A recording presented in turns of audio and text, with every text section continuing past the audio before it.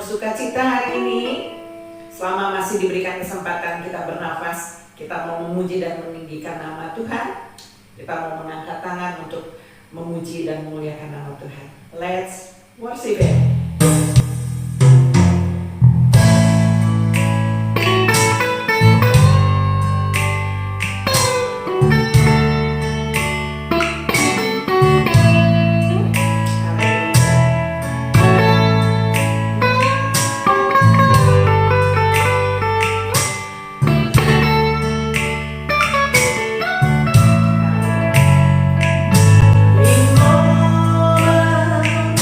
Like this.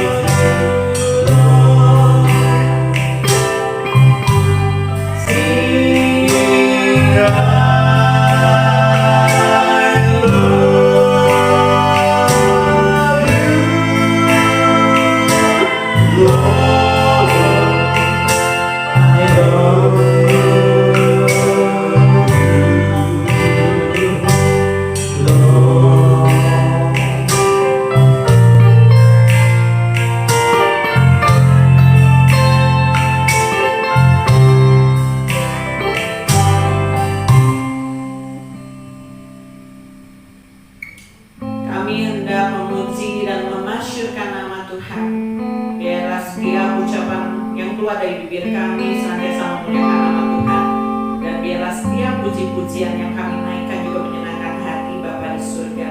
Terima kasih untuk kesempatan ini Tuhan, di mana Engkau masih terus bekerja dalam kehidupan kami. Biar kami pastikan bahwa Engkau selalu ada bersama dengan kami, dan biarlah jalan-jalan kami boleh dipenuhi oleh nikmat senantiasa dari Tuhan, firman-firman Tuhan yang menguatkan kehidupan kami, dan kami pastikan kami boleh senantiasa berjalan dengan Tuhan Yesus. Terima kasih untuk perlindungan dan kasih setia-Mu, anugerah-Mu yang heran dan besar buat kami semua. Dan saat ini kami kembali dikuatkan lewat firman Tuhan, lewat hamba-Mu. Tuhan yang akan pakai hamba-Mu menjadi saluran berkat-Mu pada hari ini, dan kami percaya Midweek Worship Community dimanapun kami berada pasti akan diberkati lewat firman.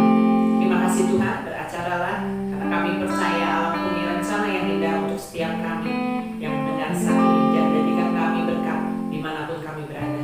Di dalam nama Tuhan Yesus kami bersyukur dan berdoa. Haleluya. Amin. Amin.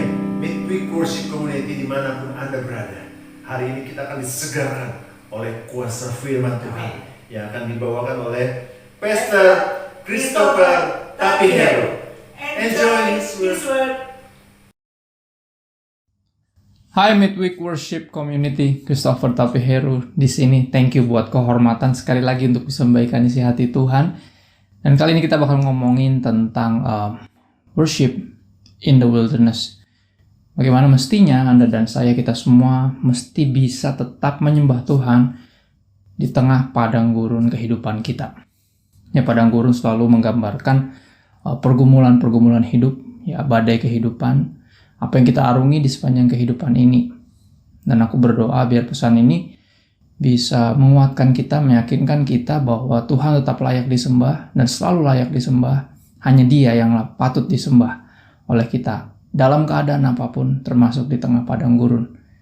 Ya, dan berbicara tentang worship in the wilderness, menyembah Tuhan di tengah padang gurun kehidupan, ada dua at least, ya, penyembahan yang dilakukan di momen-momen yang berat, yang mengagumkan di sepanjang Alkitab. Yang pertama di kisah Ayub, yang betapa Ayub mampu tetap menyembah Tuhan di tengah segala yang dia alami, ya, semua yang menimpa dia. Dan juga Rasul Paulus, ya, dan di penjara di Filipi waktu itu, ya, bersama dengan rekan sepelayanannya, di mana mereka di tengah pasungan memutuskan untuk tetap menyembah Tuhan. Dan kita akan belajar at least dua hal hari ini, ya, kali ini, kesempatan ini, untuk melihat bahwa kita mestinya tetap bisa menyembah Tuhan, harusnya memilih untuk menyembah Tuhan di tengah padang gurun kehidupan kita. Kita akan habisin waktu kita yang pertama di Ayub 1 ayat 6 sampai 22. Kita akan baca semuanya untuk melihat bahwa percaya atau tidak kita akan sedikit banyak mengalami juga apa yang Ayub alami dalam kehidupan ini. Ada beberapa ujian yang akan kita alami. Ya, ujian ini tujuannya bukan untuk menjatuhkan, itu pencobaan untuk menjatuhkan. Tapi ujian tujuannya untuk membawa kita naik kelas. Dan aku percaya seperti yang firman Tuhan katakan di Yakobus 1, ya, bahwa Tuhan tidak mencobai dan tidak dicobai oleh siapapun. Ya, Tuhan itu menguji, tujuannya untuk membawa Anda dan saya naik kelas, pun juga dengan Ayub. Ayub 1 ayat 6 sampai 22. Pada suatu hari datanglah anak-anak Allah menghadap Tuhan, dan di antara mereka datanglah juga iblis. Maka bertanyalah Tuhan kepada iblis, "Dari mana engkau?" Lalu jawab iblis kepada Tuhan, "Dari perjalanan mengelilingi dan menjelajah bumi." Lalu bertanyalah Tuhan kepada iblis, "Apakah engkau memperhatikan hambaku Ayub? Sebab tiada seorang pun di bumi seperti dia, yang demikian saleh dan jujur, yang takut akan Allah dan menjauhi kejahatan." Ya, dibanggakan. Tuhan lagi membanggakan anaknya yang bernama Ayub ini. Ya. Tapi lalu jawab iblis kepada Tuhan, "Apakah dengan tidak mendapat apa-apa Ayub takut akan Allah? Bukankah engkau yang membuat pagar sekeliling dia dan rumahnya serta segala yang dimilikinya? Apa yang dikerjakannya telah kau berkati, dan apa yang dimilikinya makin bertambah di negeri itu." Ya. Soalnya iblis bilang gini, "Ya iyalah dia nyembah lu. Orang lu lindungin dia. Ya, orang lu benar-benar memberkati semua yang dikerjakan yang kau buat berhasil. Ya iyalah dia nyembah lu. Tapi ulurkanlah tanganmu dan jamahlah segala yang dipunyainya. Ia pasti mengutuki engkau di hadapanmu. Coba ambil semua itu," kata iblis. Pasti dia seperti orang-orang yang lain akan mengutuki engkau di hadapanmu. Ya, pertanyaan bagi Anda dan saya dengan jujur, apakah ketika semuanya lagi gak enak kita bisa menyembah Tuhan, atau cuman ketika semuanya baik-baik saja kita bisa menyembah Tuhan? Dan seperti iblis yang meragukan Ayub, dan begitu pula iblis ngelihat kita dan kayak ya iyalah lu nyembah Tuhan, coba semuanya diambil, kan gitu.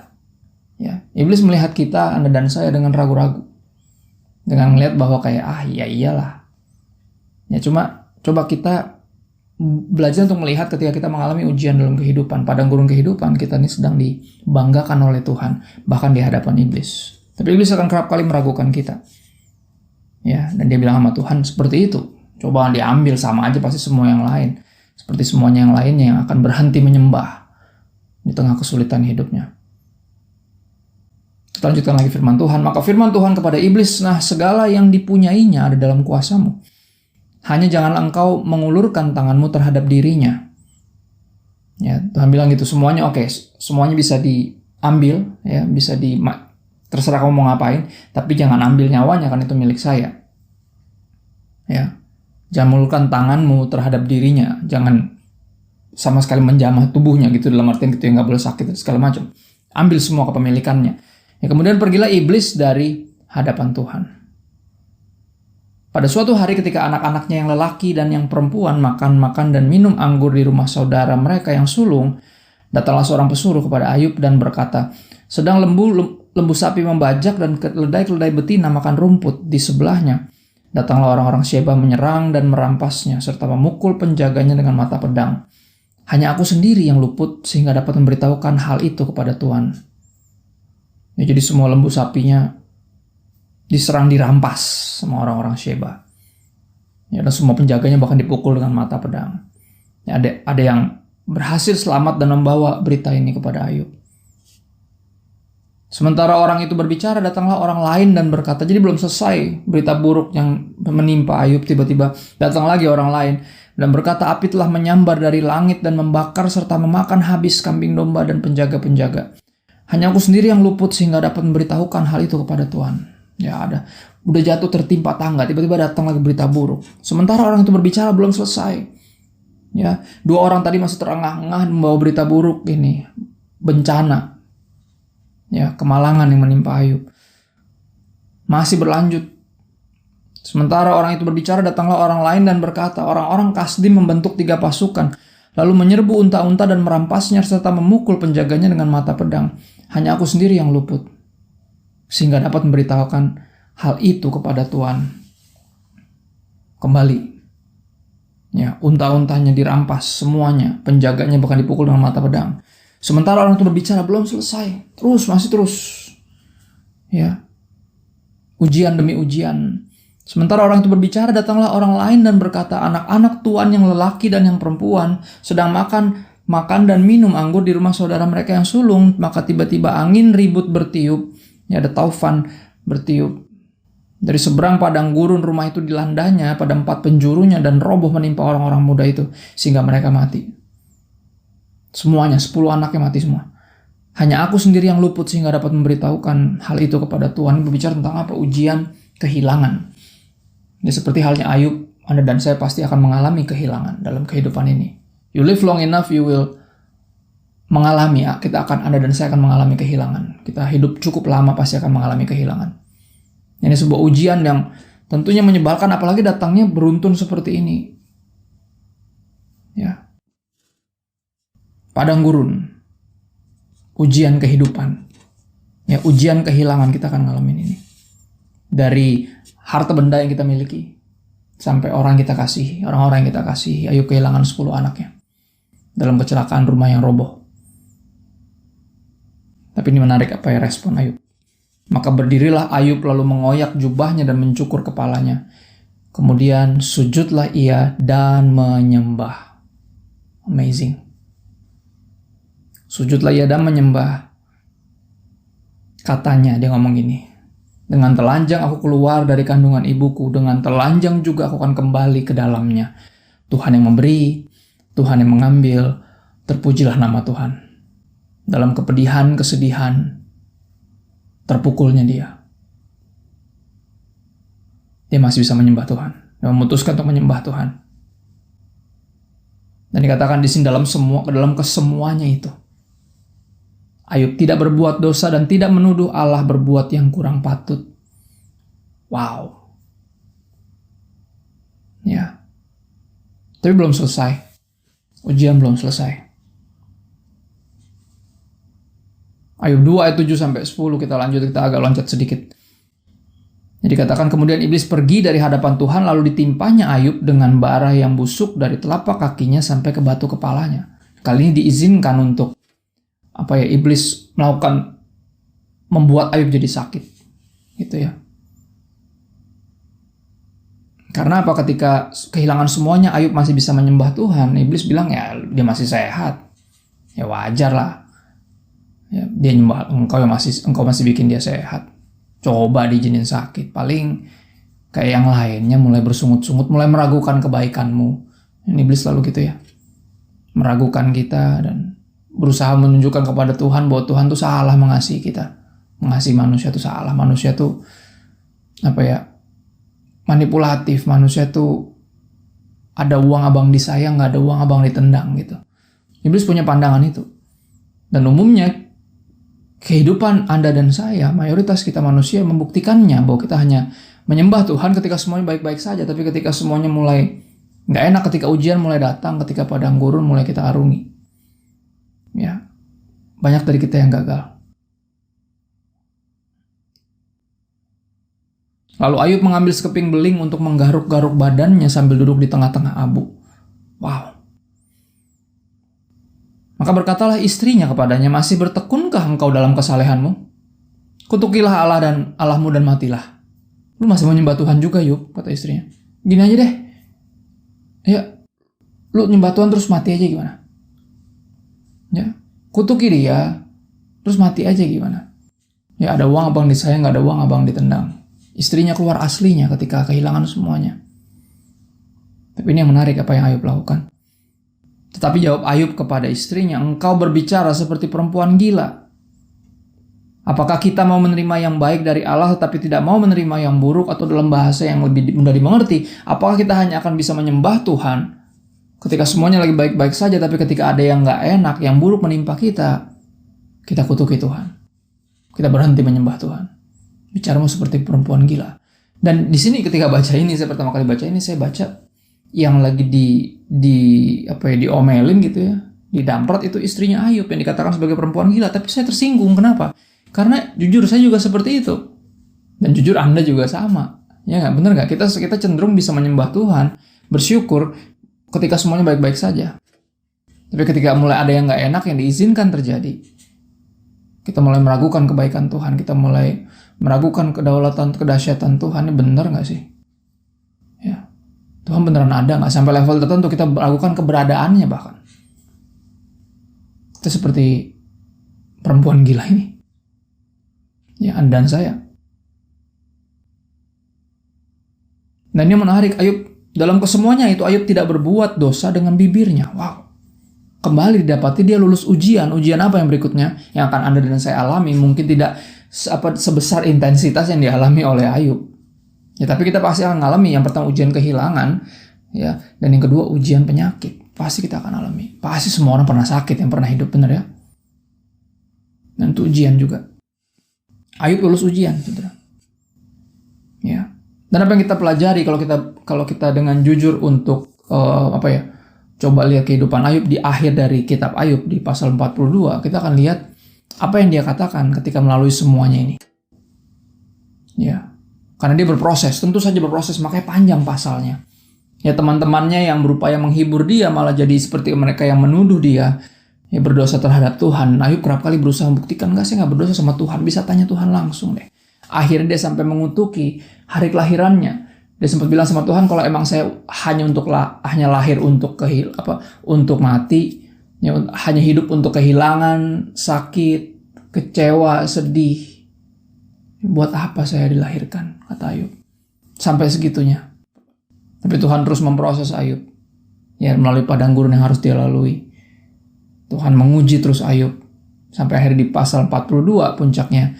Dia mengatakan hal yang menarik sekali. Dia bilang kayak gini, keluar dari mulut Ayub bilang gini, selama ini saya hanya mendengar tentang engkau dari kata orang. Selama ini artinya ketika hidupnya masih baik-baik saja. Dia belum mengalami proses demi proses, ujian demi ujian. Ya, ketika hidupnya masih baik-baik saja, dia bilang, saya selama ini hanya mendengar tentang engkau dari orang. Tapi setelah melalui semuanya, kata Ayub, sekarang mata saya memandang engkau. Ya, artinya tujuan dari ujian tentunya membawa kita naik kelas. Baik ujian kehilangan maupun ujian penyakit. Ya, hal-hal yang mungkin pas kita baca juga kayak, wah gila, kalau gue kena kayak Ayub sih belum tentu. Ya, gue bisa tetap menyembah Tuhan. Tapi ini yang menarik.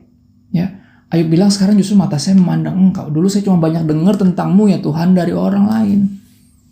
Tapi sekarang somehow, ya, my eyes has been open and I can see you now, Lord. Ya, artinya apa? Yang pertama, ya, kita mesti bisa menyembah Tuhan di dalam padang gurun, di tengah padang gurun kehidupan. Kenapa? Karena ujian tadi datang karena ada menandakan ada sesuatu yang sedang dikerjakan di dalam kita. Ada sesuatu yang sedang dikerjakan di dalam kita oleh Tuhan. Ya, itu yang buat kita harusnya punya alasan untuk menyembah Tuhan. Kita tahu ini pasti apa? Mendatangkan kebaikan. Allah turut bekerja dalam segala sesuatu. He work all things together for good. Untuk mendatangkan kebaikan bagi mereka, bagi Anda dan saya yang mengasihi Tuhan dan terpanggil sesuai dengan rencananya. Ya, lebih jauh lagi di ayat itu bahwa apa? Biar kita menjadi seperti gambaran anaknya yang sulung. Dia yang sulung di antara banyak saudara. Biar kita diproses, kita mengalami berbagai penderitaan. Biar kita menjadi seperti Kristus. Diproses, dimurnikan.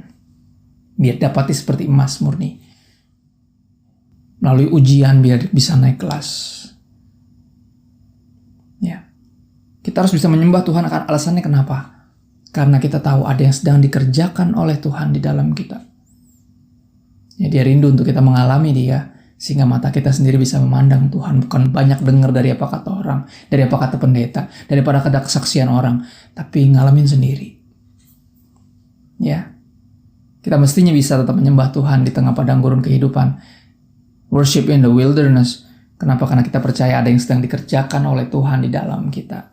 Dan yang kedua, yang tadi aku sudah sempat kutip, kita ke Kisah Para Rasul 16 ayat 22-34. Kita baca semua ayat juga karena kita punya waktu. Ya, penyembahan kedua yang mengagumkan di Alkitab, penyembahan di tengah padang gurun. Yang pertama kehidupan Ayub, yang kedua penyembahan dari Rasul Paulus. Ya, dan rekan pelayanannya Silas ketika mereka dipenjara di Filipi. Kisah Para Rasul 16 ayat 22-34. Juga orang banyak bangkit menentang mereka, lalu pembesar-pembesar kota itu menyuruh mengoyakkan pakaian dari tubuh mereka dan mendera mereka. Setelah mereka berkali-kali didera, dipukulin gitu ya, mereka dilemparkan ke dalam penjara. Jadi mereka difitnah, ditangkap di depan umum, ya dipukulin, ya, ditelanjangin, bahkan mengoyakkan pakaian dari tubuh mereka, terus mendera, dipukulin, bahkan dilemparkan ke dalam penjara karena menginjil. Ya. Kepala penjara diperintahkan untuk menjaga mereka dengan sungguh-sungguh. Sesuai dengan perintah itu, kepala penjara memasukkan mereka ke ruang penjara yang paling tengah. Kenapa? Paling tengah artinya paling nggak bisa kabur. Kalau di pinggir-pinggir nanti tiba-tiba melipir-melipir atau kabur dari penjara zaman dulu, tau lah ya. Belum fasilitasnya belum seaman sekarang gitu, belum sekuat sekarang gitu. Pasti bisa kabur pinggir-pinggir gitu, kayak kurungan ayam lah larinya ya. Cuman ini kan pasti tentunya besi. Sampai ditaruh di tengah karena apa? Nggak boleh kabur orang-orang ini. Ya. Dan apa? Membelenggu kaki mereka dalam pasungan yang kuat. Jadi sampai dipasung. Ya. Tetapi, nah ini dia tetapinya nih. Saya suka nih. Kira-kira tengah malam, Paulus dan Silas berdoa dan menyanyikan puji-pujian kepada Allah. They worship God in the wilderness. Di tengah fitnahan, cacian, ya hinaan, dipukulin, bahkan udah capek, tengah malam bukannya mereka ketiduran, tapi mereka memutuskan untuk berdoa dan bersyukur. Dan orang-orang hukuman lain mendengarkan mereka. Dan kita akan belajar kenapa mereka bisa tetap bernyanyi, bersyukur, worship in the wilderness. Ya. Akan tetapi terjadilah gempa bumi yang hebat, ada kuasa dalam pujian. Sehingga sendi-sendi penjara itu goyah, dan seketika itu juga terbukalah semua pintu dan terlepaslah belenggu mereka semua, termasuk belenggunya Paulus dan Silas. Ketika kepala penjara itu terjaga dari tidurnya dan melihat pintu-pintu penjara terbuka, ya tentunya semuanya pada kabur lah ya. Orang di penjara pasti pengen merdeka, pengen bebas dong, pengen keluar. Ya. Ketika kepala penjara itu terjaga dari tidurnya dan melihat pintu-pintu penjara terbuka, ia menghunus pedangnya hendak membunuh diri, karena ia menyangka bahwa orang-orang hukuman itu telah melarikan diri. Tapi Paulus berseru dengan suara nyaring, katanya, "Jangan celakakan dirimu, sebab kami semuanya masih ada di sini. Aku dan Silas ada di sini, tenang. Job desk-mu belum berantakan. Kamu kan disuruh jagain saya dan rekan pelayanan saya, tenang aja. We're here, we're still here. Jangan celakakan dirimu, don't kill yourself. Kami masih ada di sini." Kepala penjara itu menyuruh membawa sulu, ya, light, lalu berlari masuk dan dengan gemetar tersungkurlah ia di depan Paulus dan Silas. Ya. Ia mengantar mereka keluar sambil berkata, "Tuan, apakah yang harus aku perbuat supaya aku selamat?" Tiba-tiba dia pengen dengar berita Injil. Dia menyadari bahwa Paulus dan Silas ini punya sesuatu yang dia nggak punya. Jadi dia punya backingan pasti si kepala penjara ini, ya nggak sih? Gajinya pasti aman karena dia kepala penjara. Dia punya kayaknya semua yang this world has to offer. Tapi dia nggak punya kepastian keselamatan, makanya dia tanya gitu. Apa yang harus ku perbuat supaya aku selamat? Jawab Paulus dan Silas, "Percayalah kepada Tuhan Yesus Kristus dan engkau akan selamat, engkau dan seisi rumahmu." Lalu mereka memberitakan firman Tuhan kepadanya dan kepada semua orang yang ada di rumahnya. Pada jam itu juga kepala penjara, jadi ini agak kebalik terjemahannya ya. Sebenarnya pada jam itu juga kepala penjara itu membawa mereka dan membasuh bilur mereka. Seketika juga ia habis itu baru memberitakan firman kepadanya dan kepada semua orang yang ada di rumahnya. Ya. Seketika itu juga ia dan keluarganya memberi diri dibaptis. Kepala penjara ini dan keluarganya semuanya bertobat. Setelah mendengar Injil, mereka memberi diri dibaptis. Lalu ia membawa mereka ke rumahnya dan menghidangkan makanan kepada mereka. Dan kepala penjara ini sangat gembira dan bahwa ia dan seisi rumahnya telah menjadi percaya kepada Allah. Ya, orang ini percaya dan dia gembira, apalagi Paulus dan Silas yang emang datang ke kota itu untuk menginjil, memberitakan Injil Yesus Kristus untuk buat orang bisa percaya sama Yesus dan memperoleh selamat. Ya. Yang kedua, ya setelah yang pertama kita belajar kenapa kita mestinya tetap bisa menyembah Tuhan di tengah padang gurun kehidupan kita, di tengah ujian kehidupan kita. Yang pertama adalah kita harus sadar bahwa Tuhan sedang mengerjakan, ada sesuatu yang sedang dikerjakan oleh Tuhan di dalam kita. In us. Berikutnya, kenapa Paulus dan Silas bisa bernyanyi dan menyembah Tuhan di tengah pasungan penjara, in the wilderness, di tengah padang gurun, di tengah ujian dari pelayanan mereka, karena pelayanan juga harus diuji. Kalau nggak lulus uji, berarti pelayanan ini ya bisa jadi cuma buat kepentingan diri sendiri. Ada loh pelayanan-pelayanan yang dilakukan untuk kepentingan diri sendiri, untuk mencari nama buat diri sendiri. Ya, makanya mesti melalui ujian. Benar nggak nih pelayanannya? Tapi mereka tetap menyanyi, menyembah Tuhan bahkan di tengah keadaan yang tidak memungkinkan. Yang menunjukkan ada yang kedua, kita harus belajar. Kenapa kita mesti tetap bisa menyembah Tuhan di tengah padang gurun kehidupan kita? Worship in the wilderness. Kenapa? Karena kita percaya ada yang akan dilakukan oleh Tuhan melalui kita. Ya, Rasul Paulus tahu ini pasti ada sesuatu yang mau dikerjain. Makanya ketika penjara itu terbongkar, ya semua belenggu terlepas, mereka yang penjara para napi semua pada kabur semua, mereka tetap ada di situ. Kenapa? Karena nggak mungkin kita masuk penjara ini hanya untuk dilepaskan begitu saja. Pasti ada tujuan ilahi di dalamnya. Dan benar akhirnya apa? Sipir penjara itu kebangun dan semuanya langsung hilang. Dia pikir job desk-nya berantakan. Paulus dan Silas bilang, "Jangan bunuh diri, kami masih ada di sini." Dan akhirnya kepala penjara dan seluruh keluarganya, seluruh isi rumahnya dimenangkan untuk kerajaan sorga. Ya, dan ini aja aku mau bagiin ini aja, mudah-mudahan ini sederhana. Kenapa kita mestinya tetap bisa menyembah Tuhan di tengah padang gurun kehidupan? Ya, worship in the wilderness. Kenapa? Yang pertama, karena kita percaya ada yang sedang Tuhan kerjakan di dalam kita. Ya, dia lagi kikis semuanya, termasuk our self-righteousness. Ya, ujian kepemilikan, ujian penyakit. Dan tentunya di sini ada ujian apakah benar hidup kita adalah Kristus. Karena kalau hidup kita adalah Kristus, kita gak akan takut mati. Rasul Paulus mengatakan hal demikian.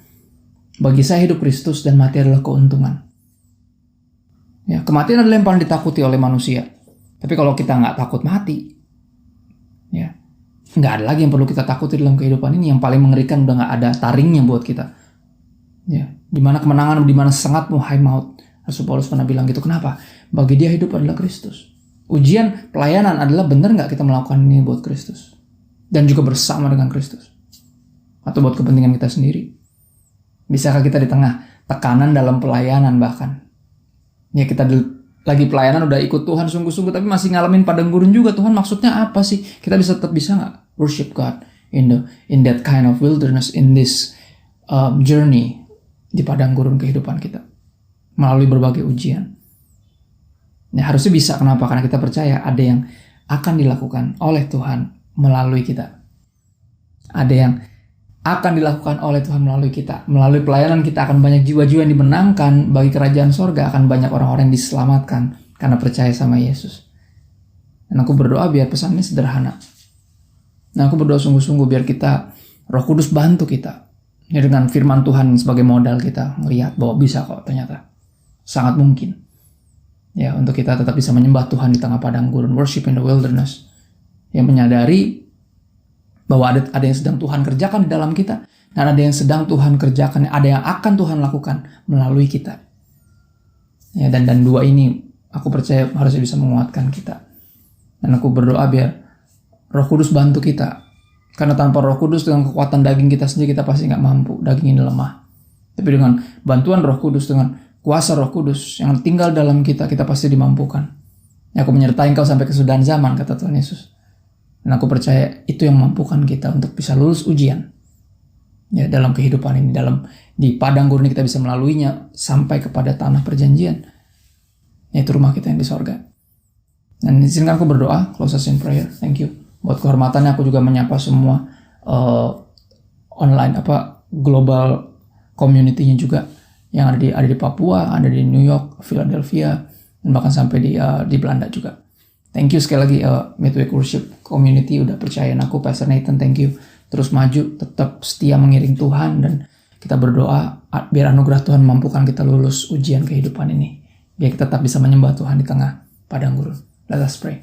Bersyukur Tuhan buat kesempatan indah kami bisa mendengar isi hati Tuhan, biar semua benih yang ditabur, firman Tuhan yang keluar dari mulutmu berasal dari hatimu, tidak jatuh di sembarang tempat, tapi jatuh di tanah hati yang tepat, sehingga bisa terus bertumbuh dan berbuah apapun musimnya. Bahkan di tengah pandemi yang segera kami harap segera berlalu, tapi kalaupun belum berlalu, izinkan, mampukan kami untuk tetap bisa menyembah, worship, menyembah Tuhan in the wilderness, menyembah Tuhan di tengah padang gurun kehidupan. Terima kasih Tuhan buat pesanmu, buat hadiratmu yang mengubahkan kami, firmanmu yang menguatkan kami. Roh Kudus bantu kami untuk jadi pelaku firman, bukan hanya pendengar saja. Kami minta bantuan Roh Kudus kepada Bapa yang baik dalam nama Yesus. Amin. God bless you. Stay safe and healthy.